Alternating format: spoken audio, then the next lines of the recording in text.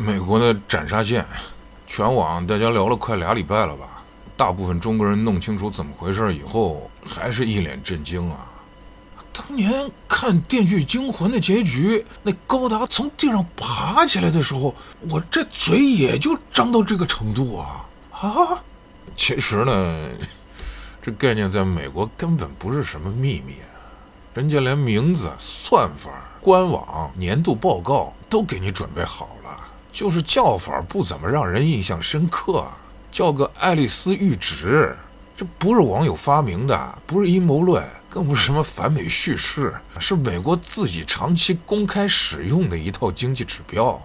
這個愛麗絲呢，是資產有限，收入受限，但是有工作，這樣3個詞兒的首字母縮寫。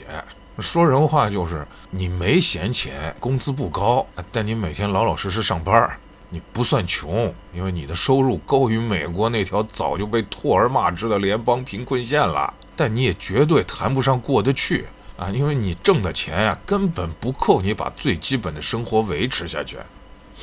注意啊，是維持不了最基本的生活，不是中產生活，不是旅遊，不是儲蓄，更不是抗風險能力。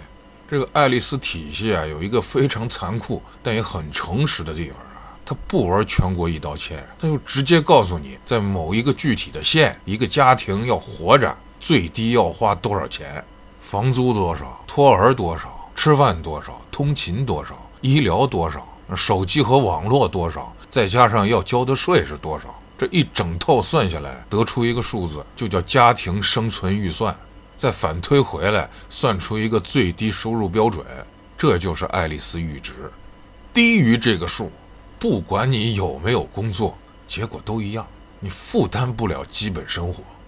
那用這樣的標準統計下來，結果是什麼呢？2023年，美國全國有大約3800萬個愛麗絲家庭，佔所有家庭的29%。如果再把收入低於聯邦貧困線的家庭算進去，一共是大約5500萬戶，佔全美家庭的42%。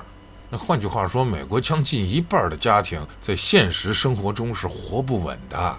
這不是情緒判斷啊，這是愛麗絲聯邦官網每年按縣發布的數據。這些統計數據裡說的人是誰呀？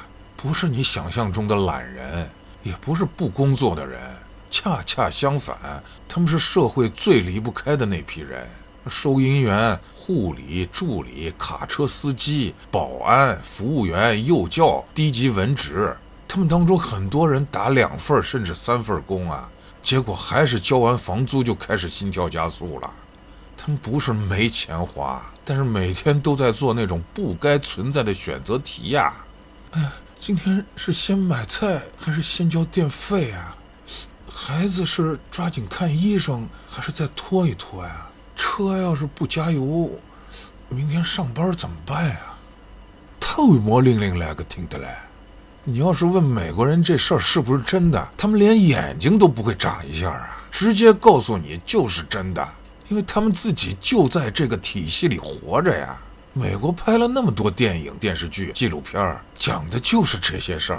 只不過像我們這種外國觀眾啊，這麼多年一直以為那只是劇情需要，可美國觀眾看在眼裡，那就是日常生活呀。對他們來說，愛麗絲不是一個新概念，是一種普遍處境。另外，你再換一個州看看啊，那情況甚至更糟糕。像佛羅里達州，2023年有大約47%的家庭低於愛麗絲閾值，加州呢是大約46%。